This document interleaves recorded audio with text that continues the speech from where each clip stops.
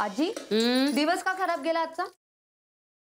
काय सांगू, ऑफिसला जाताना गौरी चिडून गेली ना. चिडली तुमच्यावर का? अगो बाई, माझ्यावर कशाने चिडेल माझी नात? काहीतरी तुझा आपला. आजी नाश्ता बिष्टा केलाय का गौरी ताईच्या काळजीनंच पोट भरणार आहात तुम्ही? अगो नाश्ता न करून सांगतेय कोणाला?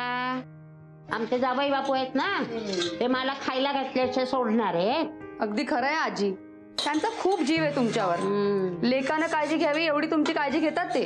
तर काय आजी तुम्ही त्यांना सांगून का नाही टाकत काय तर की मी इकडे दुपारची भांडी घासायला येते म्हणून? हा म्हणजे तुमचं काम हलकं होत आहे म्हटल्यावर ते नाही चिडणार तुमच्यावर. बरोबर, चिडणार नाही, पण कामावर जायच्या आधी सगळी भांडी घासून जाते. मग तुझं काम सगळंच हलका होतला. नको नको, चालेल तू का? अजिबात नाही. मग